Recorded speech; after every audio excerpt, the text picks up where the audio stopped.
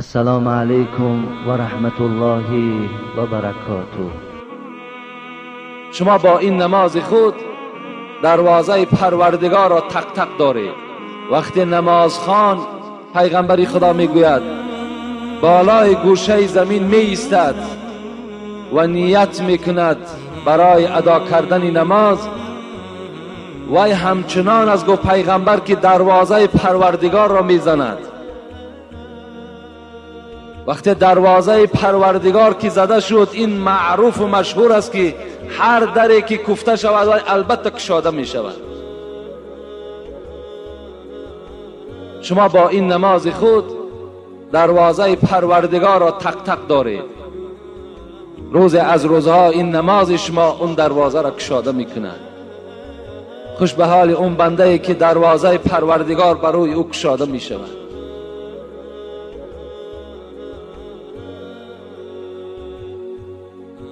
قال رسول الله صلى الله عليه وسلم أول ما يحاسب به العبد يوم القيامة من عمله صلاته فإن صلحت فقد أفلح وأنجح وإن فسدت فقد خاب وخسر. پیغمبر خدا میگوید ای بندگان خدا، روز قیامت وقتی که شما زنده گردانیده می شوید، اول ما یحاسب به العبد، اولین محاسبه شما، اولین حسابات عمر شما از نماز سر می شود. از بنده پرسیده می شود آیا نماز در دنیا خواندی؟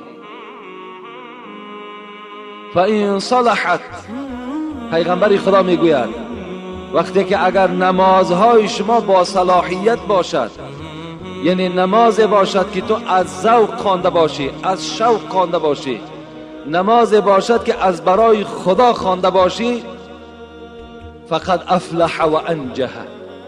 پیغمبر خدا گفت که این انسان وقتی که از حساب نماز که اگر نجات یافت، دیگر آینده حسابات این بنده نیک می شود، آسان می شود.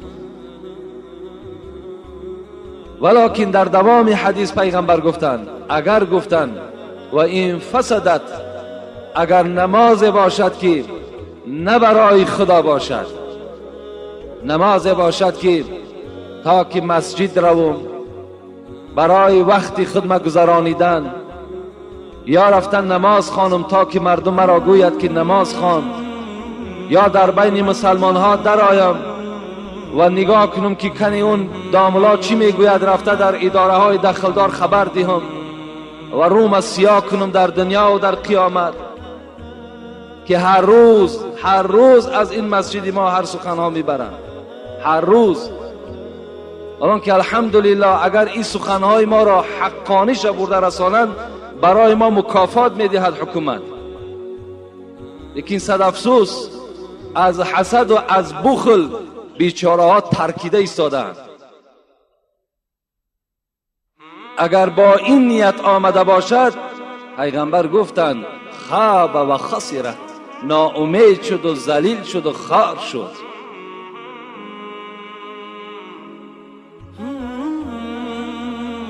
نماز این هدیه معراج است. نمازی که پیغمبر بهر ما و شما آورد، این از معراج آورد. سبحان الذي اسرا بعبده لیلا من المسجد الحرام الى المسجد الاقصى. سوره اسرا. پاک و منزه و بی‌عیب است آن پروردگاری که سیر داد بنده خودش را، یعنی محمد را، لیلا من المسجد الحرام الى المسجد الاقصى، از قسم شب از خانه ام هانی، از مسجد حرام، از مسجد مکه مکرمه به مسجد اقصا به فلسطین برد. چه مبارک پیغمبر نصیب ما و شماست که این گونه سیری که با این گونه بنده خود خداوند کرده است به هیچ پیغمبری نکرده است. شب برنشست از فلک درگذشت،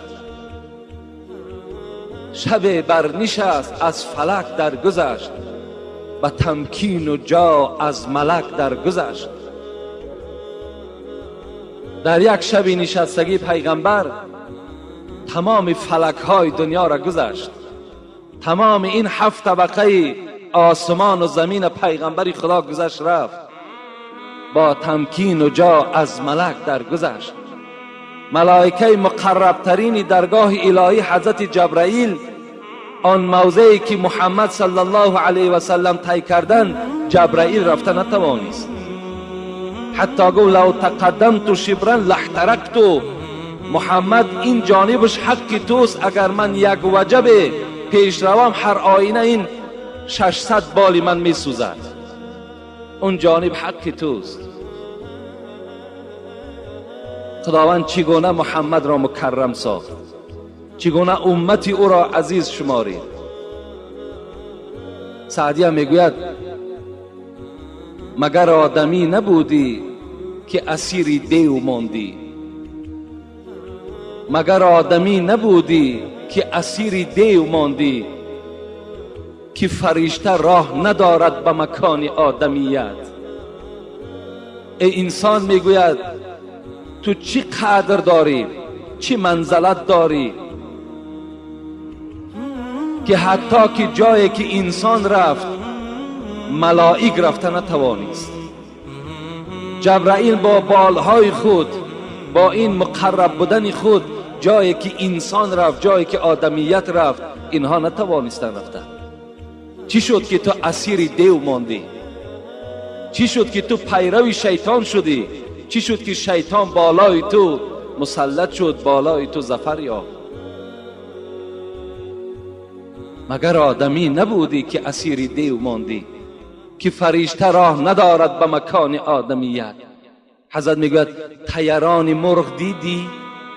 ای انسانی که تو اینقدر بی عقل هستی، ای انسانی که اینقدر تو منزلت اختگم کردگی هستی، طیران مرغ دیدی، پریدن مرغ را دیدی و آرزو کردی که کاش که من هم مثل همین پرنده در هوا بپرم؟ طیران مرغ دیدی، تو ز پایبند شهوت بدر آی تا ببینی طیران آدمیت. ای انسان میگوید تم از شهوت خالی شو، تم راه های شیطان دور کن، تو هم به سوی پروردگار بنده صادق شو. نظر کن انسان چقدر پرواز میکند. لیکن هزار افسوس که امروز انسان است نامش، امت پیغمبر است. امروز امت پیغمبر الحال در بازار در دکانش نشسته است، حالان که خدا ندا دارد که به نماز جمعه بیاید، اینجا نجات است. امروز امت محمد صلی الله علیه و سلم در خانه خواب است، به یادش نماز جمعه نمیزند. امروز امت محمد بیل در دستش در زمین کلن دارد، اینجا نماز جمعه سپری شده ایستاده است. امروز امت محمد صلی الله علیه و سلم مزار حضرت سلطان می رود در روز جمعه، باز پیش من میاد دعات.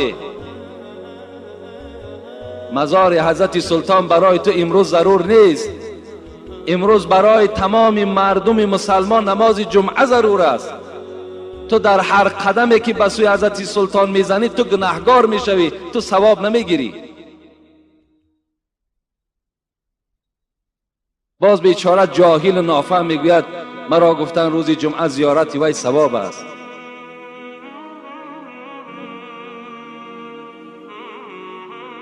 این نماز هدیه معراج است. انس ابن مالک میگوید از پیغمبر خدا که ففرض الله عز وجل على امتی 50 صلاة. پیغمبر خدا گفته بود است که در شب معراج وقتی که من نزد پروردگار خود رفتم و با پروردگار خود وقتی ملاقات کردم، خداوند بالای من 50 وقت نماز را فرض گردانید. 50 وقت نماز هدیه داد. خداوند این 50 وقت نماز در دست رسول اکرم داد که اینو برده بر امتانت میرسانی و 50 وقت نماز را در یک روز میخوانید. انس ابن مالک میگوید که پیغمبر دوام دادن این حدیث را گفتند فرجعت حتی مررت بموسی علیه السلام. وقتی این هدیه 50 وقت نماز را گرفتم از نزد خدا، پس از نزد پروردگار خود بیرون شدم، آمدم از نزد حضرت ابراهیم گذشتم، در طبق پایانگی که حضرت موسی بود به نزد حضرت موسی رسیدم. حضرت موسی کلیم پروردگار از محمد سوال کرد ما فرض الله لك علی امتک، خداوند بر تو چی هدیه داد؟ گفتم 50 وقت نماز. حضرت موسی که پیغمبر خدا گفته است ای امت من دائم دعاگوی حضرت موسی باشید که یگانه پیغمبری که در شب معراج مرا یاردم کرد این موسی بود. حضرت موسی چی گفت؟ فرجع الی ربک یا محمد فإن امتك لا تطيق ذلك. محمد صلی الله علیه و سلم، اولا خوش آمدی، این بهترین سفری هست که خدا بر تو نصیب گردانیده است، لیکن من بر تو نصیحت میکنم که پس گرد نزد پروردگار. 50 وقت نماز این خیلی زیاد است، امتی تو طاقت 50 وقت نماز ندارد، پس بگرد. فرجعت فوضع عنی شطرها. پیغمبر خدا میگوید وقتی موسی که این سخن گفت، من هم 50 وقت نماز داشتم، نزد بنی اسرائیل پیشنهاد کردم، امتان من عاجز آمدند، همه گناهگار شدند. از این خاطر از تو برادر محمد طلب میکنم نزد خدای خود برو و این نماز را بگو که با کم عددش کم کند، زیرا امتی تو طاقت ادای این ندارد. رسول اکرم میگوید گشته آمدم نزد پروردگار، زاره و تولا کردم، خداوند از من 5 وقت نماز را بخشید، در بعض روایت 10 وقت نماز را بخشید. فرجعت بذلك قلت یا موسی وضع عنی شطرها. آمدم نزد حضرت موسی، گفتم موسی برادر، خداوند از من 5 وقت نماز را گذشت و 45 رسانید. حضرت موسی چی گفتند؟ ارجع الی ربی فاسأله التخفیف. محمد صلی الله علیه و سلم باز پس گرد، زیرا که 45 وقت نمازم این نمازی زائد است، از پروردگار تخفیف طلب کن، سبکی طلب کن، باز کم کنه. پیغمبر خدا میگوید بازگشتم نزد پروردگار خود، فلم ازل ارجع بین رب تبارک و تعال و بین موسی علیه السلام. پیغمبر میگوید که من بین موسی و بین پروردگار خود 9 بار نزد خدا رفته آمدم. 9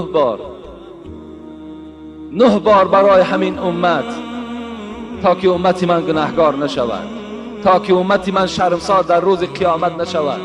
نزد خدای خود میرم، زاره میکنم، تولا میکنم. آمدم گفتم موسی 5 وقت شد.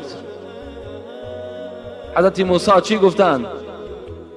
محمد گفتند ارجع الی ربک فإن امتک لا تطیق. محمد گفت من باز از تو خواهش میکنم، پس گرد که امتی تو 5 وقت نمازم نمیخواند، پس بگرد. حضرت موسی با نور نبوت دانستند که امت پیغمبر، امت محمد 5 وقت نمازم طاقت ندارند. امروز برای ما و شما سخن حضرت موسی درسی تیار است.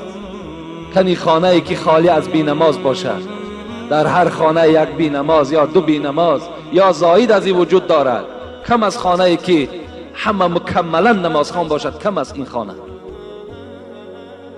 پس کرد گفت 5 وقت نمازم زائد است. رسول اکرم چی گفتند؟ استحییت منه. موسی گفتند گپی شما قبول، لکن به عظمتی خدا قسم که دیگر شرم می‌دارم که از 5 وقتم این نماز کم کنم.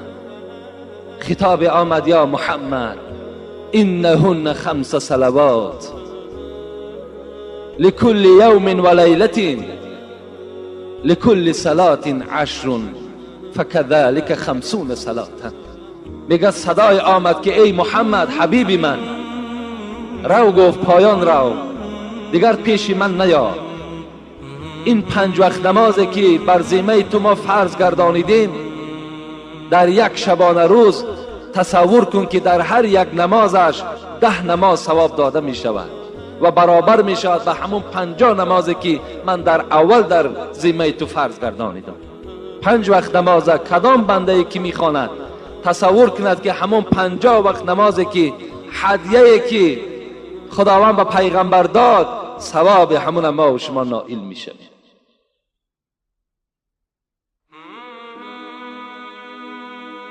حضرت ابوذر غفاری که یکی از صحابه های کرام بود، میگوید زمستان بود، میگوید بیرون خنک بود و فصل خزان ریز بود. با همراه پیغمبر خدا میگوید بیرون از خاندان شدیم. والورق یتحافت، نگاه میکردیم که برگ های درختها بر زمین افتیده ایستاده اند. نزد یک درخت رفتیم، فاخذ بغصن من شجرة فجعل ذلك الورق يتحافت. ابوذر غفاری میگوید پیغمبر خدا دستی مبارک بلند کردند و یک شاخ درختی را قپیدند که ورقهای او، برگهای او همگی بر زمین ریخت. فقال یا ابا ذرین قلت لبیک یا رسول الله. میگد فریاد زد ای ابوذر، ای ابوذر، گفتم لبیک یا رسول الله. ان العبد المسلم لیصلی صلاة يريد بها وجه الله فتحافت عنه ذنوبه كما تحافت هذا الورق عن هذه الشجره. پیغمبر خدا گفته بود است، ابوذر گفته است وقتی که بنده مسلمان طهارت میکند با مقصد که نماز من ادا کنم، فتحافت ذنوبه، گناههای وی میریزد. چگونه که این نوده درختی که من داشتم و همه او ریخت. وقتی بنده مسلمان اراده نماز میکند و با این نماز خود میخواهد که با خدای خود نزدیک شود، گناههای وی مثل همین برگهای درخت از وجود وی میریزد. شما با این 2 رکعت نمازی که الحال از فرض جمعه ادا میکنین، با همراهی این 8 رکعت سنتی که ادا کردین، از روی این بشارت پیغمبر خدا در وجود شما دیگر گناه نمیماند. شما اگر در نماز دیگر تا نماز عصر اگر جان شما را اگر خداوند قبض کند، شما مثل همون فرزندی که از مادر تولد شده است مثل همون هستید. زیرا رسول اکرم میگوید که الصلوات الخمس والجموعة الى الجموعة والرمضان الى الرمضان مكفرات لما بينهن اذا اجتنبت الكبائر. پیغمبر خدا چی گفتند؟ از نماز تا نماز، نمازهای 5 وقته که داریم بامداد ادا کردیم تا نماز پیشین، نماز پیشین ادا کردیم تا نماز عصر. اگر در بین همین نمازها رسول اکرم میگوید یا از جمعه تا جمعه، شما جمعه را خواندین، جمعه گذشته را تا این جمعه رمضان سال آینده را گرفتید تا این رمضانی که در ماه اکتبر می آید. هر گناهی که شما کرده باشین مکفراتون، خداوند همه اینا چیکار کرد؟ نابود کرد. اذا اجتنبت الکبائر، اگر شما دیده و دانسته گناه کبیره نکرده باشید، گناه های کلان اگر دست با قصدن نزده باشید، خداوند در بین این 5 وقت نماز، در بین رمضان تا رمضان، در بین جمعه تا جمعه گناه های شما را خدا مغفرت میکرد. با احترام چی؟ با فضل چی؟ با فضل نماز. وقتی شما نماز میخوانید این گناه کرامات ها را خداوند بر شما نصیب میگرداند. میگوید یک اعرابی نزد رسول اکرم آمدن. اعرابی گفته یک آدم کوهستانی، یک آدمی که در کوه زندگی میکند، آمدن از پیغمبر خدا چی گفتن؟ دلنی علی عمل اذا عملته دخلت الجنه. پیغمبر خدا من میخواهم از تو یک عمل را شنوم، یک عبادت را شنوم که اگر وی من انجام دهم دخلت الجنه، روز قیامت بی حساب و بی کتاب وارد جنت شوم. کدام عمل است؟ پیغمبر خدا را نظر کنین. با این عمل ها اگر کدام ما و شما عمل کنیم، ان شاء الله اون مکافاتی که پیغمبر با این اعرابی، با این کوهستانی وعده کرد، ما و شما هم نائل میشویم، یعنی وارد جنت میشویم. رسول اکرم گفتن تعبد الله ولا تشرک به شیئا. یکم گفتن ای کوهستانی، ای اعرابی، اگر تو خواهی که روز قیامت بی حساب و بی کتاب وارد جنت شوی، به خدا شرک نیار، به خدا شریک میار، مثل که نصرانی ها میارن، مثل که حضرت عیسی را در ذات خداوندی پیوست میکنن، مثل که مادر عیسی را در ذات خداوندی پیوست میکنن، که امروز اکثر امت پیغمبر ما و شما را میخواهند که با همین دین منسوخ شده، با این دینی که فعالیت او قطع شده است، ما و شما را به این دینی که عاقبتش خاری است، دیگر نجات ندارد، میخواهند که ما و شما را گمراه سازند. به خدا قسم، شما اگر از گرسنگی از دنیا وفات کرده گذرید، این برای شما شرف است از آن که به دین نصرانی شما میگذرین. شما در دنیا هم شرمنده هستین، در عاقبت هم شرمنده هستین وقتی شما در دین نصرانی داخل میشوید.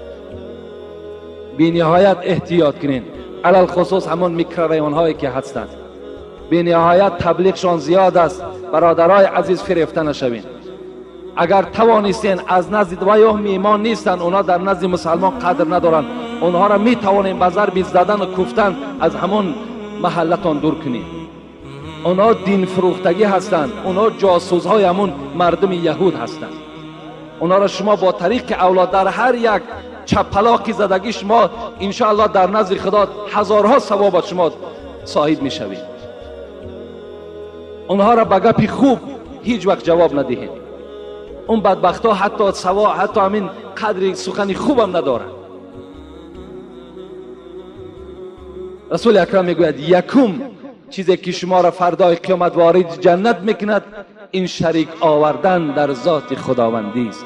خداوند این بی شریک است، بی مثل است، بی مانند است، وی ذات ندارد. برای ما و شما همین سوره اخلاصی که میخوانیم بر همه امتان من، به تمام مردم روی دنیا بگو که هو الله احد، این خدای تو یک است، یگانه است. این مادر ندارد، این فرزند ندارد، این زن ندارد. الله الصمد، این پروردگار تو بی نیاز است، هیچ حاجت ندارد. لم یلد و لم یولد، کسی را نزایید و از کسی هم زاییده هم نشده است. ولم یکن له کفوا احد، این پروردگار تو با این قدرت خدای تو هیچ قدرتی دنیا برابر شده نمیتواند. این صفت پروردگار ما. یا شریک آوردن مثل سنگ پرستی، مثل آفتاب پرستی، مثل ستاره پرستی، مثل درخت پرستی، اینها یکی از شرک های خیلی عظیمی هستند. امروز یک برادر در من سوال تعجیلی کرده است که تومار ردنامه در بند دست هست، چه حکم دارد؟ برادر عزیز، من صدها بار گفتم اگر توماری که در وی آیت قرآن نویسانده باشد در این عقیده اهل سنت و الجماعه است، باکی ندارد. لیکن بر شما باز میگویم اون ردنامه هایی که اصلا ردنامه هر سخن های بیهوده و بهوده بسیار دارد، ردنامه شا دور کردن در کار. با اینها ما و شما اعتقاد نکنیم، کرخط میکنیم. کرخطش چی است؟ میاییم برای دل شما، ما هم گناهگار میشویم. کرخط از اسلام نیست. توبه میکنیم در گردنهای یک بند دیگر کشوال، اونا فایده ندارن. اینا گپی سخن کتاب، سخن خدا هستند. مرحمت اهل همین جمعیت ما نزد تمام داملاهای همین تاجیکستان دور گردین و نام او را در کاغذ نزد من روان که کنی کدام همونها به شما فتوا میدهد که شما توبه کنید، شما کرخط کنید. هیچ کدام اونها به شما این فتوا را نمیدهند. اونها میدانند. یا این سنگ پرستی مثل همین موره چشمی، موره های چشمی که شما در بند دست های کودکان میکنین، در گهواره ها میبندین برای چشم. اینا چشم راه نمیگیرند. العین حق، چشم تاثیر دارد لیکن موره چشمی وای نمیگرداند. یک برادر بر من خبر داد که در مسجد جامع دوشنبه همون خارهای کلانی که هست در نزد دروازه مسجد زدگی است. برای چشم به دست داملای وای میگد بیچاره وای کور است. او داملا نیست، وای جاهل است. وای شرکی در خدا کرد از خود درک ندارد. چشم چی میگرداند؟ شما سوره های قل اعوذ برب الفلق، قل اعوذ برب الناس و خوانید، در دست ها دم کنید، در تمام بدن شکید، انشاءالله شما را هیچ چشم دیگر دیره نمیکنه. این خرافات ها را ترک کنین. بیزار شدیم باور کنین، مانده شدیم. بی نهایت خرافات های کلان است. یک برادر یک شب در اینجا در حضور همین ها ساعت 10 شب است، در یک مشروطه پر از آدم بیچاره خواب دارن، مانده شدن. کجا می روین؟ حضرت سلطان می روین. این جان هم به شما حق دارد، این اعضاها هم به شما حق دارد. اون گوسفندی که در اون نزد اون بزرگوار کسی میکشد به نام بزرگوار وای حرام است، وای حلال نیست. اون گوسفندی که شما اونجا میبرین، اون قدر بنزینی که در اونجا صرف میکنین، اگر مقصدتون ثواب باشد در مسجدها و در طالب علما و در همسایه ها صرف کنین، اونجا ثواب میگیرین.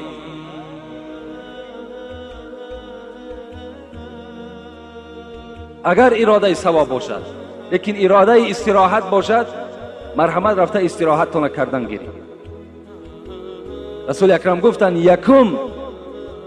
یکم چیزی که روز قیامت شما را نجات میدهد این چی است؟ این به خدا شریک نیارید، شرک در خدا نکنید. دوم چی گفتند؟ و تقیم الصلات. ای اعرابی، ای کوهستانی، دوم وظیفه تو این است که 5 وقت نماز ادا کن. نگو من در کار مشغول هستم، نگوی که من وابسته مصیبت هستم، نگوی که من بیمار هستم. در همه حالت در گردن تو نماز فرض است. 5 وقت نماز ادا کن. و تؤتی الزکات المفروضه. سیوم عملی که تو را گفت ای کوهستانی، پیغمبر گفتند وارد جنت میکند این مالدار باشی، از مالت زکات بده. و تصوم رمضان. 4م عملی که تو را وارد جنت میکند این از ماه مبارک رمضان روزه بدار. قال والله لا ازید علی هذا. کوهستانی عجیب گپ گفتن پیغمبری خدا انجام دادی تمام، با شریک نیاوردن خداوند، با 5 وقت نماز، با دادن زکات، با روزه گرفتن من وارد جنت میشوم؟ پیغمبر گفتم بله وارد جنت میشوی. گو قسم به خدا که از این 4 عمل دیگر عمل نمیکنم.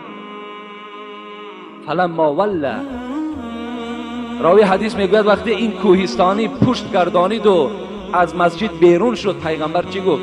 من سره ان ینظر الی رجل من اهل الجنه فلینظر الی هذا.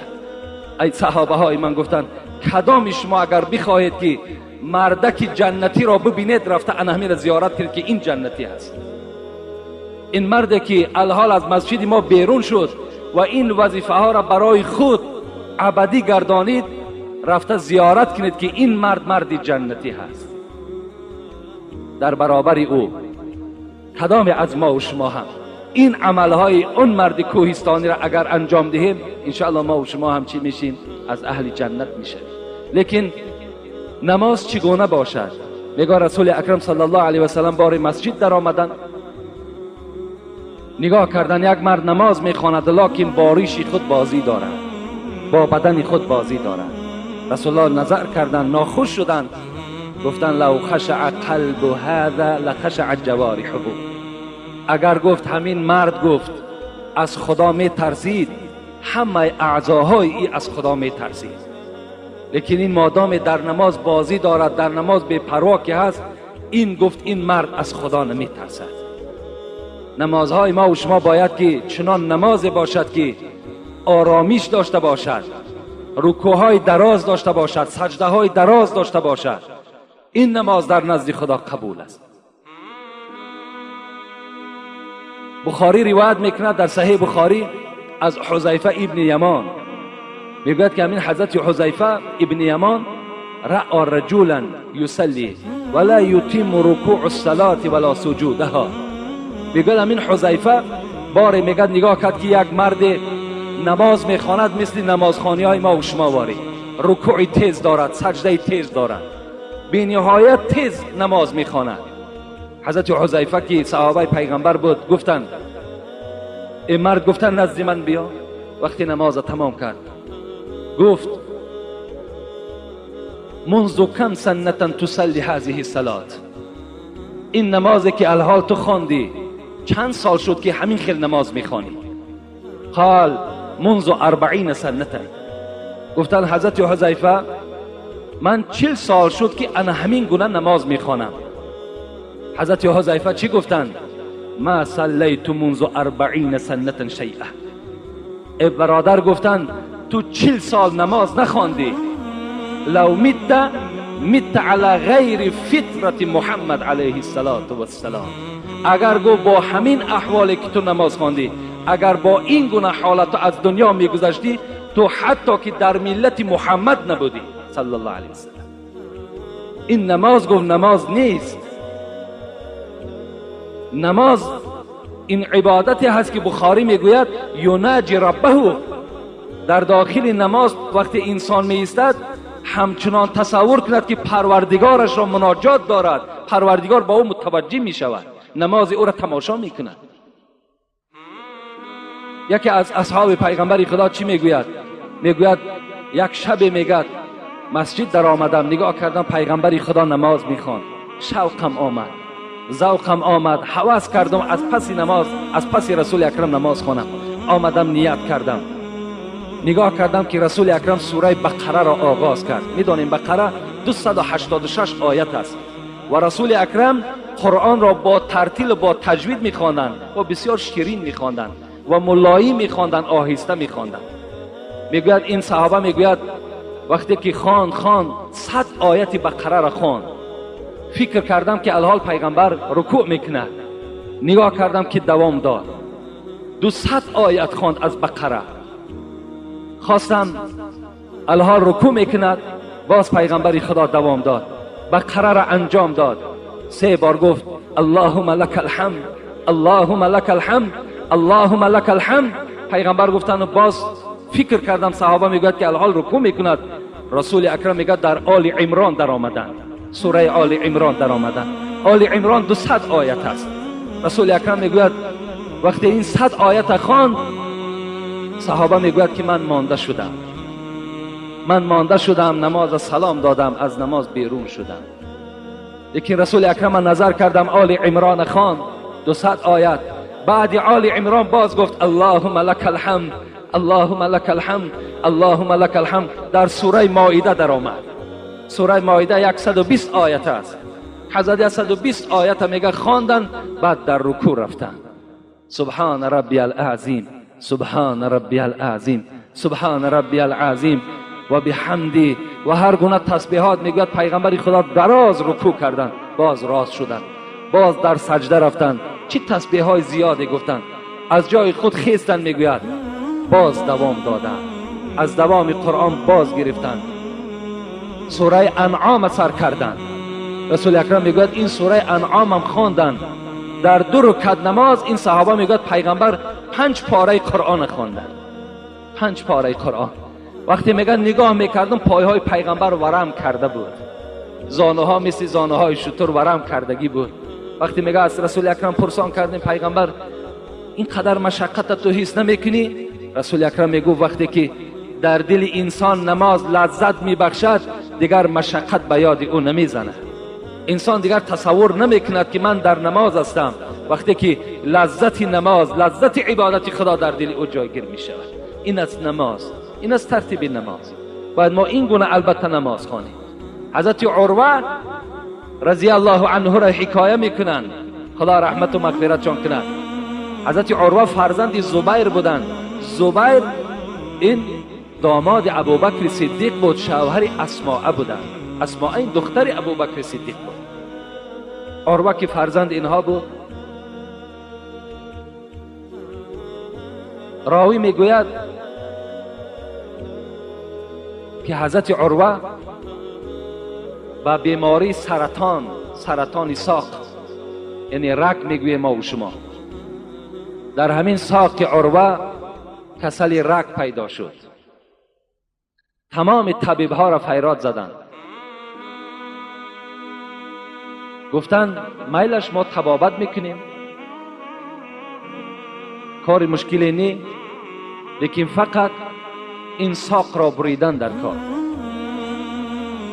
حضرت عروه تیار شدند، گفتند من راضی هستم. اینقدر درد و غم و اینقدر سوزاکی که در پای من است، میلش گفتند جدا کن، شاید که حال من سبک شود. حضرت عروه را گفتند به خانه ای که جراحی میکنیم به اون خانه میرویم. آمدن در یک خانه، میگه در آمدن و این طبیب ها پیشنهاد کردند که الحال عروه برای آنی که ما پای تو را از ساق جدا کنیم باید که مواد مخدر استفاده کنی تا که تو عقل خود گم میکنی، تو بیهوش میشوی و ما پای تو را میبریم. چگونه ای که در ما و شما نرکاس میدهند که دیگر اگر تمام اعضای ما و شما را پاره کنند دیگر ما عقل و هوش خود گم کردگی هستیم، دیگر ما و شما درک نمیابیم. حضرت عروه را مواد مخدر پیشنهاد کردند. حضرت عروه گفتند شما میدونین این طبیب ها که مواد مخدر عقل آدم دور میکنه؟ گفتم بله میدونیم. گفتم من نمیخواهم که یک لحظه عقل من دور شود، من از یاد خدا غافل شوم. یک لحظه نمیخواهم که یک لحظه از خدای خود جدا باشم. گفتن آخه این کار مشکل است، در حالت بریدن چقدر عذاب و مشقت بالای تو می آید. حضرت عروه گفتن این مشکل نیست.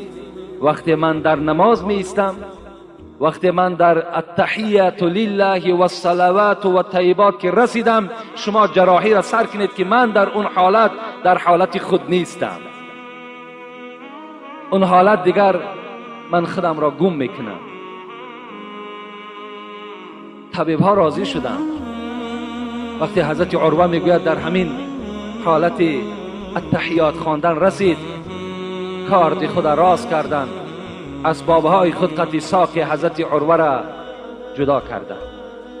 وقتی حضرت عروه میگوید سلام دادن، مثل نمازهای ما و شما در 2 دقیقه و 3 دقیقه نماز نمیخواندند، نمازهای دراز میخواندند. لیکن این جمع یک مسئله دیگر فراموش نکنیم. اذا اما احدكم الناس فليخفف فإن فيهم الصغير والكبير والضعيف وذا الحاجة وإن صلى لنفسه فليطول ما شاء. پیغمبر خدا این یک مسئله است که این هم نگفته نمانیم، مگر که امروز که بسیاری برادرای ما و شما میگوید یعنی از پی کار هستند، بیمار هستند، صاحب حاجت هستند، کودک هستند، از این خاطر در ذمه هر یک امام این واجب است که نماز با طرز سبک خواند، یعنی تا که به مردم گران نیاید. گفته این دلیل ما و شما هست، این حدیث پیغمبر خداست. حضرت عروه را پاش بریدند. حضرت وقتی که از نماز بیرون شدند خون زیاد رفت و گفت مرا بردارته خانه برین. آوردن حضرت عروه را به خانه بالای بسترش. حضرت میگوید در پیش پای بریده را دیدند. چی نعمت بزرگی است این پایهایی که الحال در ما و شماست. صد افسوس که این پاها را ما و شما چی در راه باطل صرف میکنیم که همه اینها در روز قیامت گواهی میدهند. حضرت عروه میگوید با یک چشمهای همون نرگسینی خود میگوید بر همون پای بریده شده نگاه میکرد. چند سال این در وجود حضرت عروه چسبیده بود و خدمت اسلام میکرد. نگاه کرد، میگوید بناگاه تشنگی حضرت عروه را غلبه کرد و میگوید فریاد زد. فرزند، دو فرزند داشت، میگه یک فرزند خردی داشت، یک فرزند کلان داشت.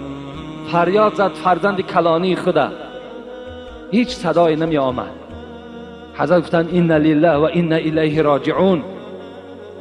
من گفتم بار اول است که فرزندی خدا فریاد میزنم، فرزندی من لبی نمیگوید. چه حادثه شده باشد؟ کنی بیرون خبر گیرین. در حالت میگه دویده آمدن، گفتن عروه گفتن الحال امو فرزند کلانی تو بالای بام برآمد، برای چی کاری خانه؟ بناگاه از بالای بام بر زمین زد و جان به حق تسلیم کرد. دو مصیبت بالای حضرت عروه، این جانب پای بریده شده، این جانب فرزند کلان از دست داده شده. حضرت چی گفتن؟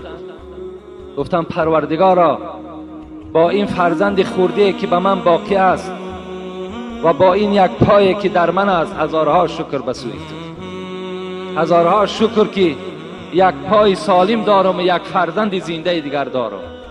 و هزارها شکر به سوی تو ای ذاتی که این نعمتی که در من چسبیده بود جدا کردی و این میوه دل مرا کندی. هزارها شکر به سوی تو. این گونه نمازها داشتند که در نماز اعضای او را میبرند و درک نمی‌یابد. چگونه نمازهای صادقی داشتند، چگونه نمازهای شیرین داشتند که خداوند از حساب این نمازها اونها را خیلی ثوابهای زیاد عطا میکند. ابو اسحاق سبعی را که محدثین میگن اهل محدث بود، میگن وقتی که سین سالش به 100 رسید، 100 ساله بود، موی سفیدی 100 ساله بود، میگن در 2 رکعت نمازش 2 پاره قرآن میخواند. سوره بقره با آل عمران در 100 سالگیش میگد ادا میکرد. باز به سوی خدا غمگین میشد که ای پروردگارا، چی نماز کمی، چی ذکر کمی به سوی تو انجام داد با 2 پاره قرآن. از این خاطر از همه شما برادرای عزیز خواهش من این است که از نماز جدا نباشین، زیرا نماز این مغفرت گناه شما است. حضرت ابو هریره میگوید که سمعت رسول الله صلی الله علیه و سلم یقول ارأیتم لو ان نهرا بباب احدكم لو يغتسل في كل يوم 5 مرات هل يبقى من درنه شيء؟ قالوا لا يبقى من درنه شيء. قال فكذلك مثل صلوات الخمس يمحو الله بهن الخطايا. این حدیث پیغمبر خدا است که راوی این ابو هریره است. ابو هریره را پیغمبر چی گفته بود است؟ گفته است ای ابو هریره، اگر در نزد خانه شما گفته است یک دریای گذر کند، یک حوض گذر کند، تو در داخل این حوض در یک روز 5 بار غسل کنی، 5 بار آبازی کنی، هل یبقى من درنه شیء؟ آیا از چرک در بدن تو چیز باقی میماند؟ گفتن یا رسول الله 5 بار در یک روز وقتی من آبازی میکنم، البته از چرک در بدن من چیزی نمیماند. ما شما امروز 5 بار اگر آبازی کنیم، آیا در بدن ما چرک میماند؟ نمیماند. رسول اکرم گفتن که این است مثالی، گفته از 5 وقت نماز. اگر کدام شما گفته از 5 وقت نماز خوانیم، همچنان است که شما در دریای مغفرت آبازی کردید، در دریای مغفرت گناه شما غسل کردید و خداوند گناه های شما را چکار میکند؟ تازه میکند و پاکیزه میکند. انشاءالله من در باب بینماز چیزی به شما نگفتم و میخواهم که جمعه آینده کسانی که بینماز هستند اینها را چی وعید هست، چی وعیدهای سختی هست، بی نهایت وعید سخت است که ما در اولی صحبت گفتیم که نماز این فرق کننده بین مسلمان و کافر است، نشانه اسلام است. انشاءالله ما و شما آگاه میشیم که بی نماز در اسلام چی حکم دارد. خدا خواسته باشد جمعه آینده من به شما جواب میگویم.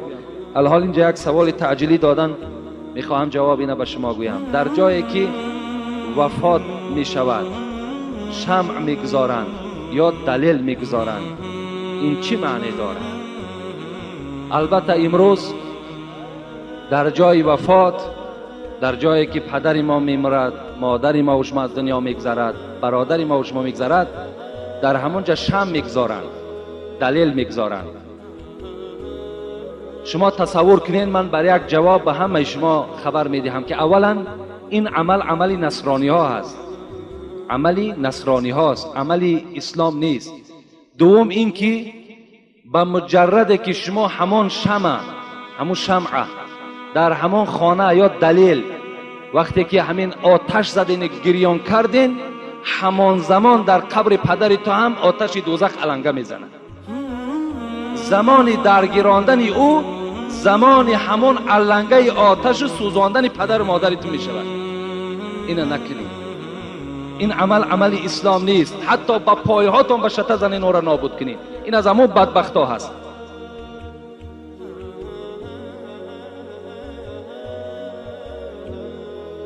تلویزور بعد مصیبت 1 سال تماشا نمیکنند.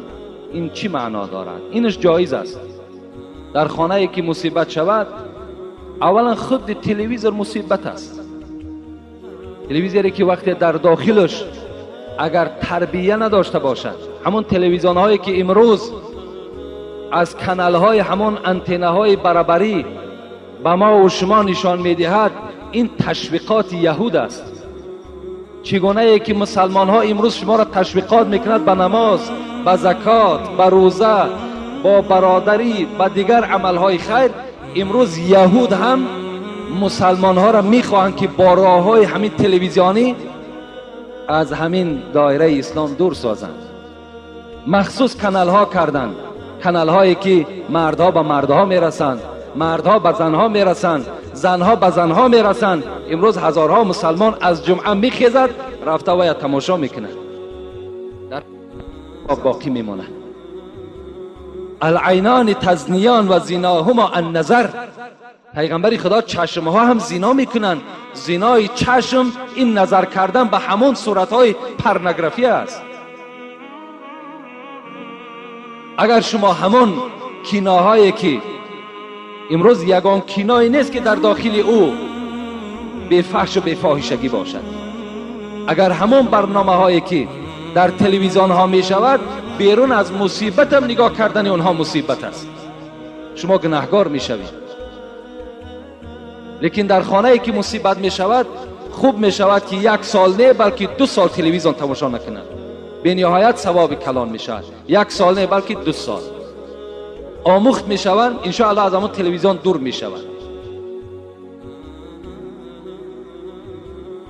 اینجا هم برادر در باب همون تومار و دیگر به ما سوال کردن که جواب شه. در دوام همون صحبت به همه شما خبر دادم. من بسیاری بار در باب همین مسئله زیارت های مزار گپ میزنم و بعض برادرها از من دیگر زل میفهمند.